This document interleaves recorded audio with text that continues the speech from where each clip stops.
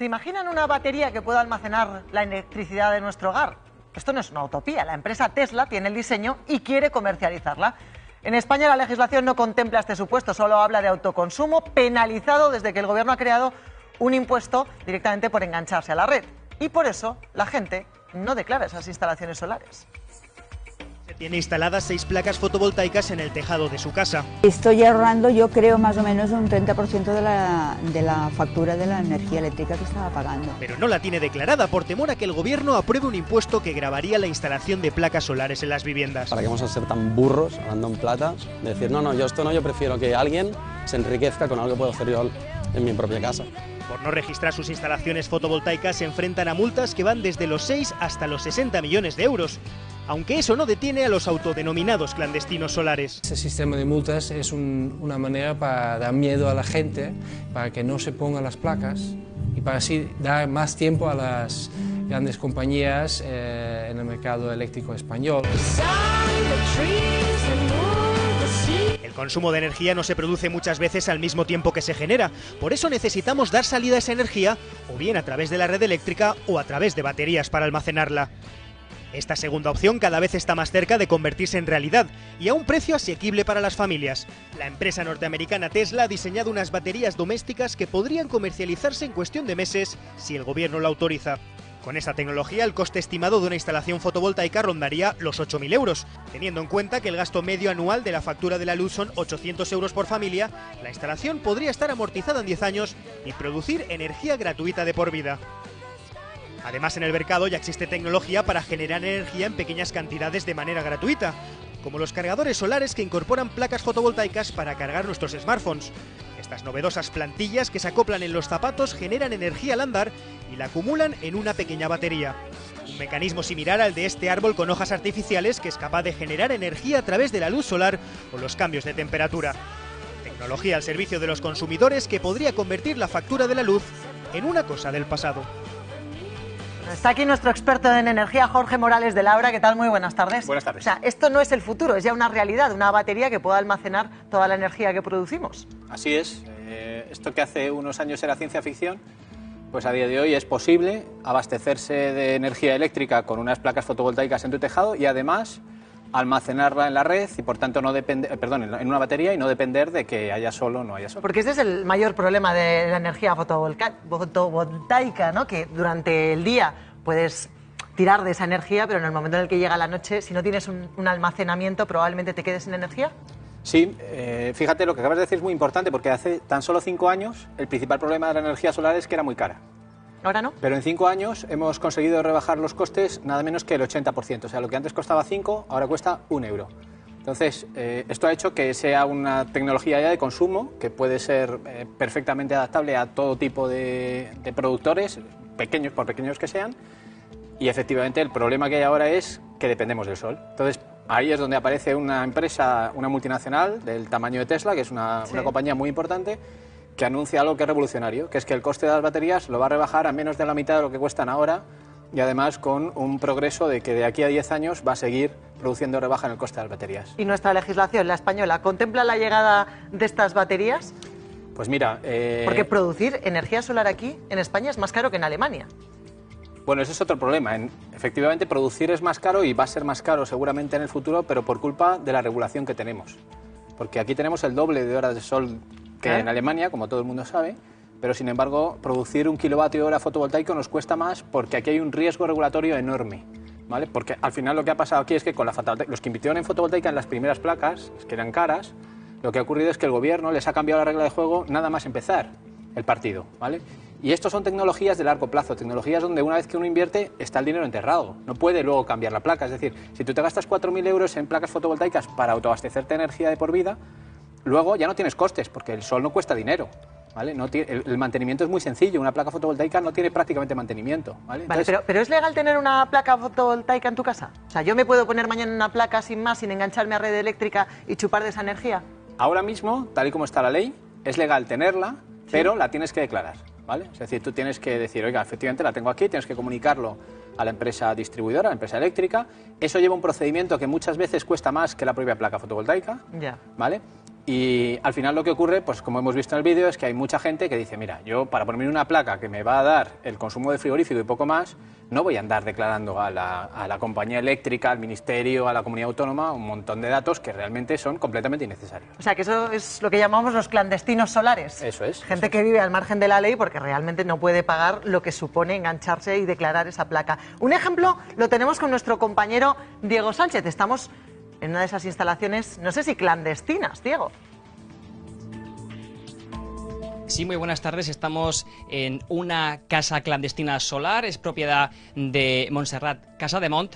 Y para que os hagáis una idea, si pudiésemos hacer una línea recta por esta casa de 3 pisos, llegaríamos hasta el tejado. Allí tienen instaladas 6 placas solares fotovoltaicas y, por ejemplo, en un día de sol como el que ha hecho hoy en Cataluña, la energía solar conseguiría acumularse en este tanque de 150 litros que Montserrat los utiliza, pues por ejemplo, para el agua de boca, para utilizarlo en el lavavajillas, en la máquina para limpiar, en la lavadora, por ejemplo, y también para generar luz para poder ver. Montserrat hizo esta instalación hace un par de años, hizo una inversión de 1.500, 1.600 euros y ha notado la diferencia, aunque está conectada a la red general, pues ha notado una diferencia en el consumo eléctrico. Antes pagaba, por ejemplo, para un mes, por ejemplo, como el de marzo, pues pagaba 153 euros y ahora paga unos 63. De hecho, también podemos ver que aquí en el salón tiene Montserrat instalado un contador que le dice en cada momento cuál es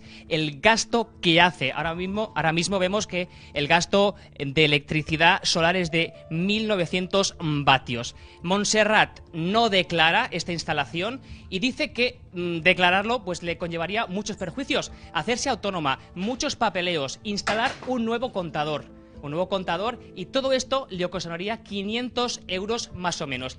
Tenemos a Montserrat, pues que ella no quiere declarar, aunque se puede enfrentar a amonestaciones que van entre los 6.000 y los 60 millones de euros. Montserrat, ¿por qué crees que tú no tienes que declarar esta instalación solar? Bueno, primero porque el gobierno dijo que haría una ley obligando a declarar esto, pero resulta que todavía no está promulgada esta ley. Esta ley no ha salido en el BOE ni nada, simplemente ellos dijeron que la harían. Entonces, esto, claro, ¿qué conlleva? Que mucha gente, como se hizo bastante publicidad y tal, pues tiene miedo de hacerlo, pero en este momento no hay ninguna obligación de hacerlo. Después, porque pienso que si se hiciera, es completamente injusta, porque a mí me obligaría a tener, el contador que ya tengo, tendría que poner otro contador, que supongo que sería el de ida, uno sería de ida y vuelta, supongo.